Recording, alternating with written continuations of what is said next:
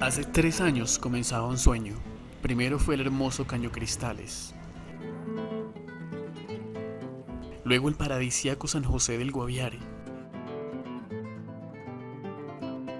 y ahora el lejano Puerto Carreño.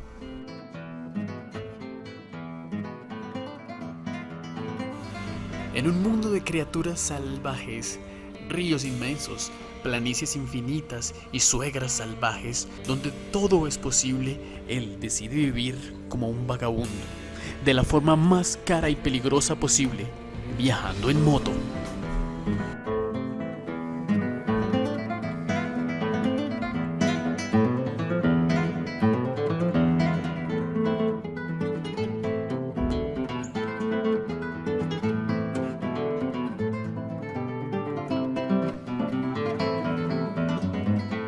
Día 1. Arrancamos de Bogotá, de sus 5 siglos de locuras, con los ojos puestos en Puerto Carreño. No sé cómo sea realmente la ruta, ni qué esperar, ni si podré llegar, pero en esa incertidumbre es precisamente donde está la emoción de viajar. La ruta que sigo es curiosamente la 40 colombiana. No corre junto a los Andes como la famosa 40 argentina, sino que cae desde las altas cordilleras andinas hacia el corazón mismo de los llanos, hacia las caudalosas aguas del río Orinoco, el hermano menor del gran Amazonas, hacia el cálido abrazo del Meta y del Bichada, y hacia allá vamos.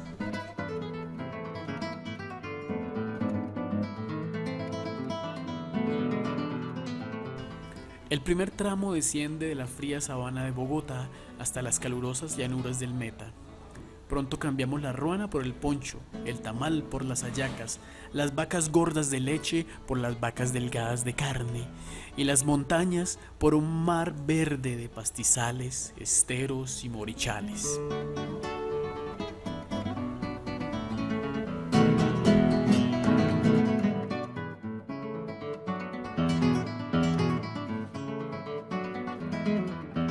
La primera noche la paso junto al ombligo, como se conoce en el llano el monumento al Centro Geográfico de Colombia, que queda un poco más adelante de Puerto López.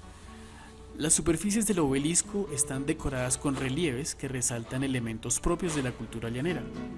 Aquí, en esta pequeña elevación, me acompañó en la noche una luna roja.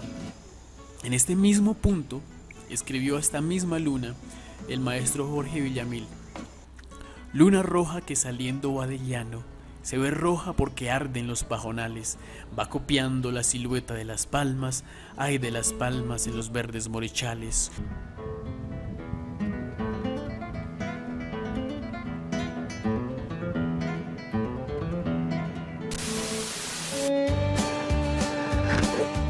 Como Ernesto era tan chiquitico, todo el pueblo le decía Ernestín, aunque ya tenía unos 60 años.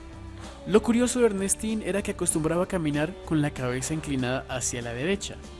Dicen que la culpa la tuvo un espejo y que por eso en la hacienda no hay un solo espejo. Cierto día Ernestín descubrió, asombrado, su imagen en un gran espejo que habían puesto en uno de los corredores de la hacienda.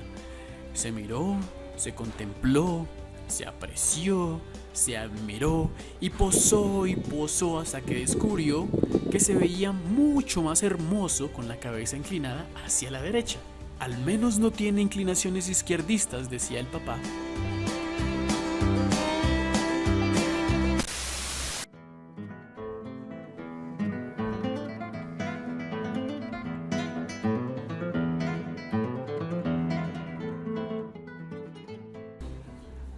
El segundo día llego a Puerto Gaitán. Paso un rato en su malecón, un parque precioso en la ribera del río Manacasías, donde acecha el cocodrilo del Orinoco. Puerto Gaitán es el tercer municipio más grande de Colombia, tiene unos 17.000 kilómetros cuadrados y recibe su nombre como homenaje al caudillo Jorge Eliezer Gaitán. ¿Quién sabe qué sería de Colombia ahora si no lo hubieran matado? Acá pude compartir un rato con un par de señores de origen sicuani, mientras el resto del pueblo presentía los vaivenes del Festival del Verano. Una locura que atrae a gente de todo el mundo y lo invita a nadar en las aguas del río bajo el bravo sol de fin de año.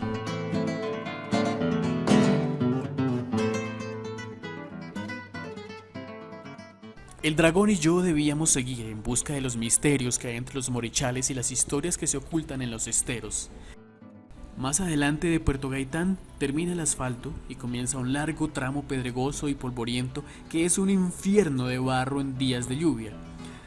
Por esta vía hay que sabanear, es decir, salirse de la vía principal y tomar caminos laterales que son menos difíciles. Muy pronto estamos en el Llano Grande, de sabanas abiertas, de pastizales que llegan hasta el horizonte y que se manchan a veces con las sombras de las palmas o con el blanco de las vacas.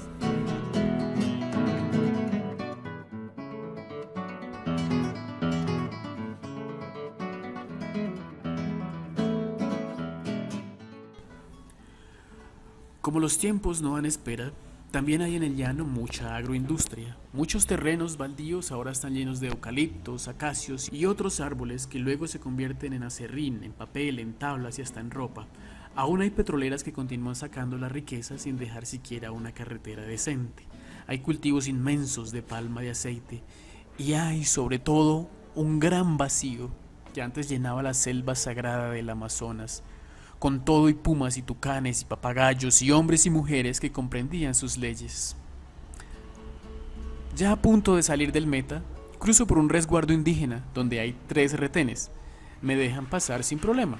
Al atardecer llego a Guacacías. Aquí me entero de que muchos pueblos de los llanos no tienen electricidad, que solo algunos disponen de unas 2 horas diarias de energía eléctrica, que cada quien debe conseguir sus plantas o paneles solares, que los pueblos están abandonados como si no existieran, que el agua se saca del subsuelo, que todo cuesta el doble y hasta el triple, que la gasolina hay que traerla en galones y que a veces no se encuentra, y que hay que esperar días hasta que algún camión llegue a vender a veces. Cuando yo estaba chiquito, me quería ir del llano. Ahora que estoy grandecito, ya no.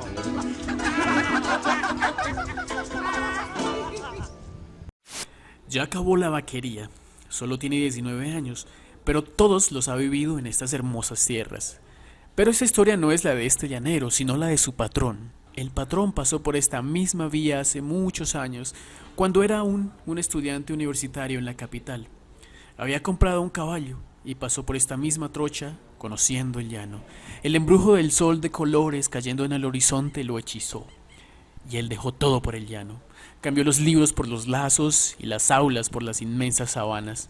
Pronto el sol y el viento le tatuaron el llano en el rostro y el rejo le endureció las manos. Poco a poco, con el corazón llanero que llevaba desde siempre, así como el río que labra sin parar el áspero suelo de los llanos, el muchacho se convirtió poco a poco en el patrón. Es un hombre recio, inteligente para los negocios, buen jinete y tan capaz como de marcar un toro como de cantar un verso dándole golpes a un cuatro.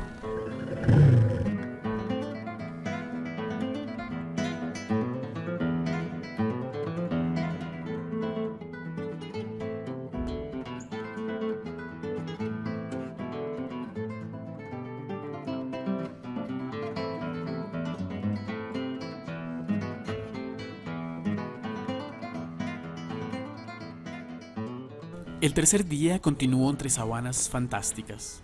El cielo, siempre despejado, deja pasar el azul. El sol quema y sofoca a veces, pero el paisaje siempre refresca. Los riachuelos transparentes bajo los puentes, los ojos fríos de las babillas en los charcos, el vuelo rápido del gavilán, el olor simple de la brisa. Serpentear por caminos inciertos provoca un pequeño miedo que te mantiene alerta. Alerta para ver al par de guacamayas rojas volando, al potranco tímido esconderse detrás de la yegua, al tijereto lucir su larga cola.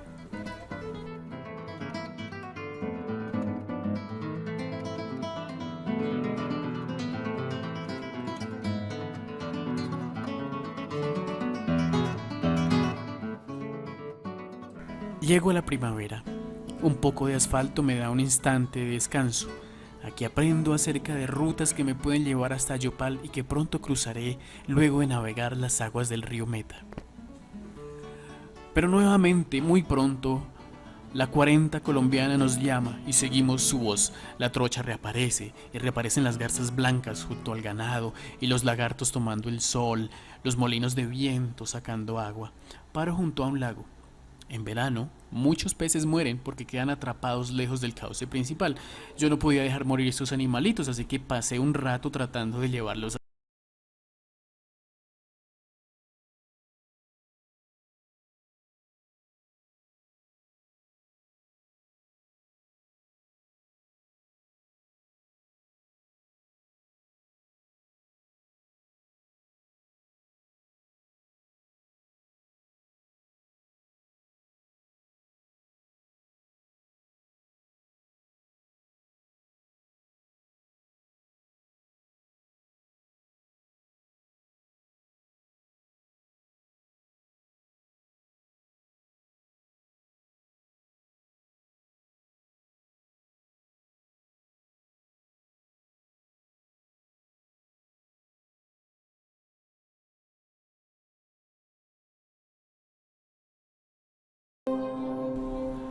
Al atardecer me permiten armar mi carpa frente a una casa cerca a la carretera. Me invitan a cenar, son una familia hermosa y alegre con la que compartimos historias y prometemos volver a vernos. Bueno, bienvenidos al cuarto día de esta travesía por el llano. Anoche tuve la fortuna de quedarme aquí cerca a esta casa. Bueno, ¿qué les cuento? Una familia muy bella, me acogió con mucho afecto, con mucha generosidad. Me dieron cena, no esperaba en realidad tanto para los que venimos de las ciudades, eso es pues casi impensable. Y es un acto muy normal acá, pero es algo que te rompe a veces el corazón, ver tanta amabilidad. Esta tierra que están viendo ustedes es un pedazo pequeño que da en una esquina junto a la carretera, obviamente allá está. Y es además un sueño de una familia. Pero aquí está nuestro amigo Tyson, el consentido de la familia. Tyson tiene 6 años, es rolo. Se volvió llanero después. Bueno, les contaba entonces que también es un sueño de una familia de continuar progresando, de trabajo de muchos años, conseguir esta tierra, venir. Y aquí hay muchos sueños de continuar progresando, de vender cosas, de convertirlo en una tienda tal vez, de ponerle mejores plantas solares y de continuar la familia estudiando. Y eso es un lugar bien bonito, bien interesante. Les voy a mostrar un par de chanchitos que viven acá. A uno de ellos le falta una patica. Míralo. Y eso fue una baba, y este es un baboso. Fue una baba, o sea, una babilla, un caimancito le quitó una patica.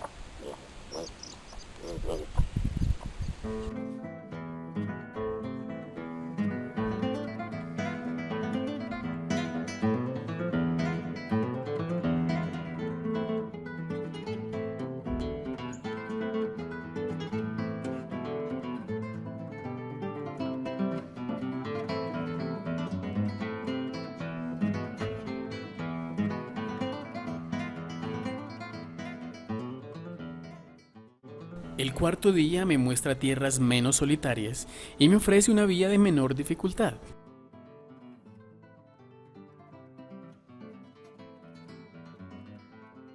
Mira, mis amigos, aquí tenemos a doña Amparo, don José, me acaban de dar un pescado deliciosísimo. Y encima me dieron mañoco y casabe. Son dos comidas pues tradicionales aquí en el llano. Del pichada, ¿no?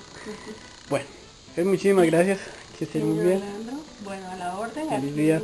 Hasta luego pues. Hasta luego. Y aquí a la orden, y cuando me ofrezca llegar acá, aquí estamos a la orden, ¿oye? Bueno, mira, muy gentil. Acá volveremos, así sea en un año, pero volveremos.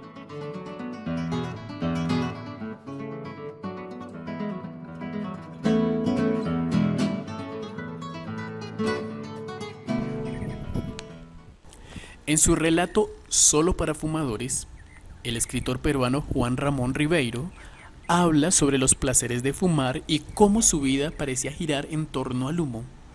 Yo no fumo, pero cuando Ribeiro describe en ese cuento cómo recordaba fumar a bordo de un barco, en un café de París y en otros lugares, no puedo evitar pensar que he disfrutado de mi vicio en una forma similar. Mi vicio es el café. Podría decir que he tomado tinto en cientos de lugares, en el frío de los nevados de los Andes, en las estepas frías argentinas, en las costas desérticas de Perú, en los bosques exuberantes del Ecuador. Podría recordar el sencillo encanto de hacer una fogata, llenar un tiesto tiznado con agua de un caño cristalino y esperar en silencio hasta que las burbujas aparezcan. En este viaje tomé café viendo el ganado, viendo un venado tomar agua, viendo los peces saltar en los ríos, viendo y oliendo y oyendo y amando todo lo que el llano me ofreció.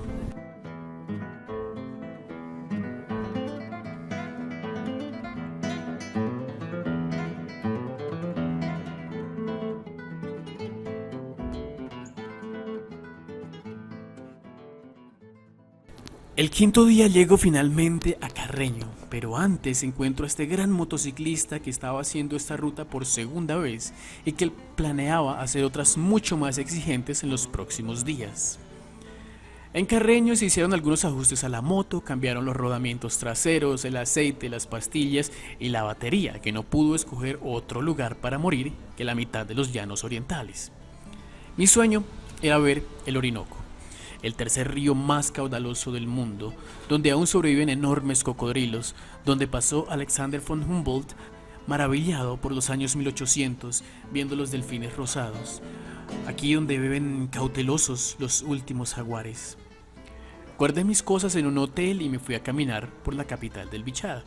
Caminé entre carreñenses parsimoniosos, venezolanos recursivos y algunos indígenas despistados, y llegué al malecón. El Orinoco bajaba plateado, con manchitas diminutas que poco a poco se convertían en barcos llenos de viajeros y mercancías. Los extremos del río se perdían lejos hacia el norte y hacia el sur. Tomé tinto mientras veía el río, y el capitán de un barco me contaba historias de viajes. Las lanchas cruzaban rápido desde la orilla venezolana. La música chillaba fuerte desde las cantinas. Se cambiaban bolívares por pesos, se vendía pescado. Un señor iba de puerta en puerta y de persona en persona tratando de vender una camisa vieja. Un grupo de niños indígenas bajaba mangos a pedradas. El viento se llevaba un par de sombreros. La basura se amontonaba en las playas. Los hombres cargaban y descargaban barcos de maderas y otras 1000 cosas pasaban en este lejano rinconcito colombiano.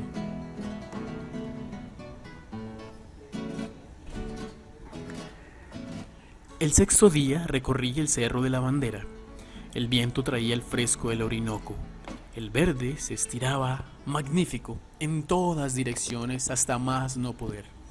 El sol se reflejaba brillante en el poderoso Orinoco. Bajo y voy hasta la orilla del río. Toco con respeto el agua y pienso en los años antes de que las misiones religiosas convirtieran esta tierra en campos de ganadería. Cuando los achagua eran quienes poblaban estas riberas, cuando adoraban a la naturaleza, cuando navegaban el río en pequeñas canoas y comerciaban con los bravos caribes, antes de que los alemanes se cobraran con sangre de indio las deudas de la corona española, antes de que el hombre criollo tumbara la selva para sembrar pasto, antes de las caucherías y de la esclavitud, antes de las guajibadas, que era la costumbre de salir a matar indígenas guajivos como si cazaran patos. Cuando había tanta fauna en vez de unas pocas vacas y tanta flora en vez de tanto pasto seco, antes de tanta muerte. Lejos ahora del malecón, el calor de Carreño castiga sin piedad.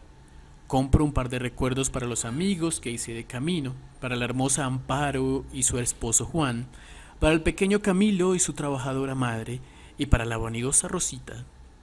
Me voy de Carreño oyendo aún la algarabía del puerto, sintiendo el sol en las calles soleadas, recordando las historias del capitán y aún sintiendo la fuerza del imponente río Orinoco.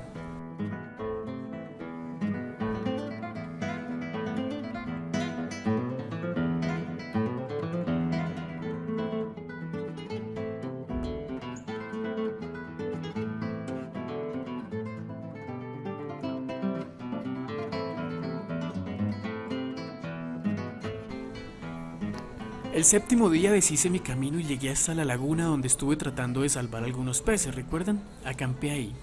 Vi las babillas tranquilas en la orilla. Los pájaros pasaban sobre el agua con el pico hundido como arando en el agua.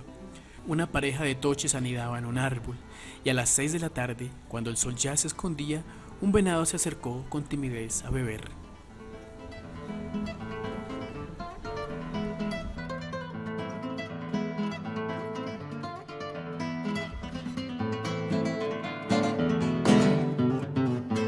El octavo día caminé nuevamente por la laguna. Encontré demasiada basura. Recogí algunas botellas y empaques y terminé sacando 3 bolsas de basura que llevé hasta la primavera y deposité en una caneca en una estación de servicio.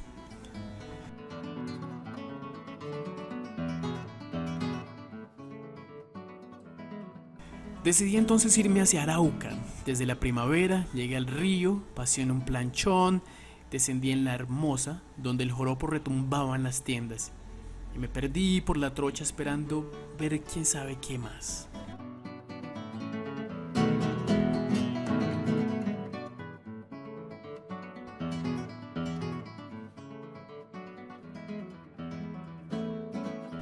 Los primeros kilómetros son arenosos y el calor recuerda cierta aldea de 20 casas de barro y caña brava de la que hablaba don Gabriel.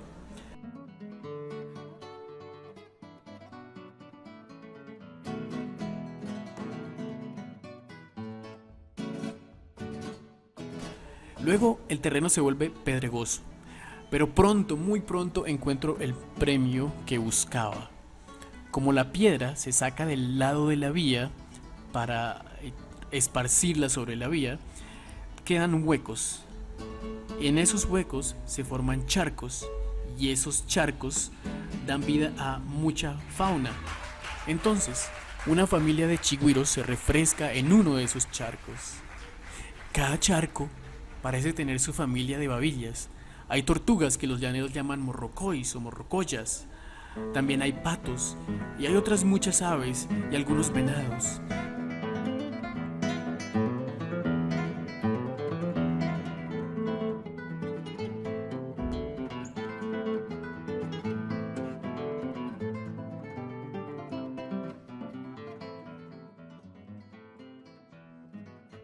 Al amanecer del 9º día, mientras tomaba tinto a la orilla del río, vi un oso hormiguero que deambulaba tranquilo.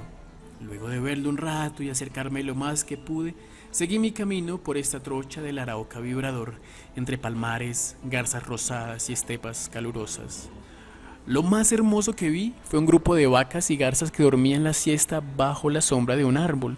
Junto al árbol estaban primero todas las vacas, blancas y perezosas, y alrededor estaban todas las garzas, también blancas y perezosas. Los gavilanes llamaban desde lo alto. Y al final llegué al pueblo de Trinidad, y luego a Yopal, y finalmente a Agua Azul.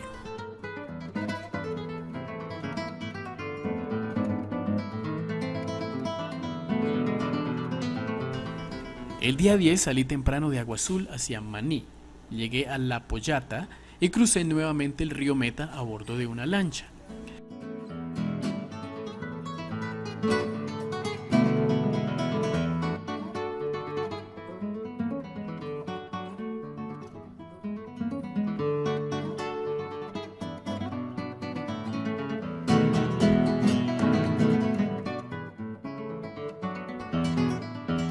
Llegué a Puerto Gaitán para pasar una noche cerca del río Manacasías.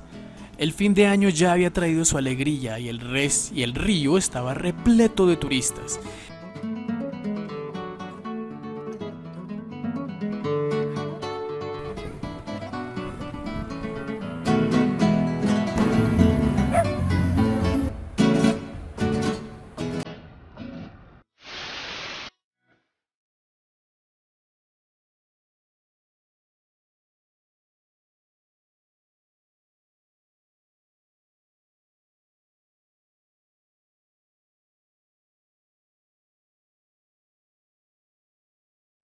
Hoy en Pasión de Gavilanes, la aventura se convirtió en desventura.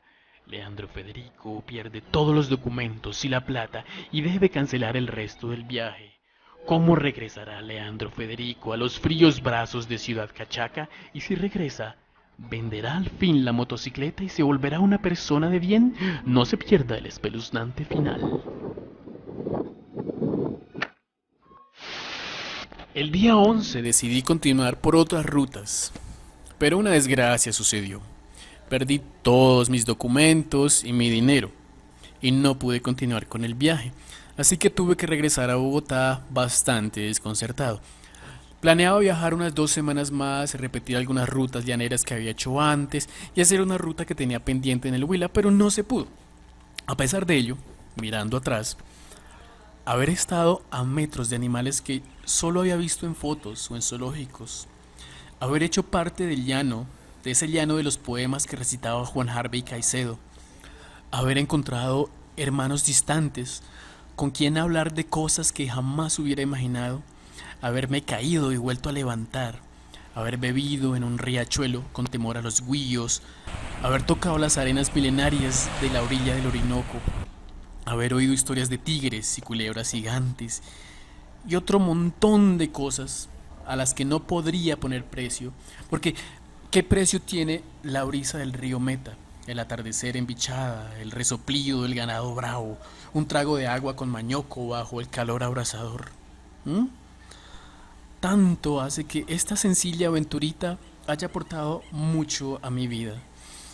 Gracias por ver este video, por compartirlo y nos vemos en otra aventura.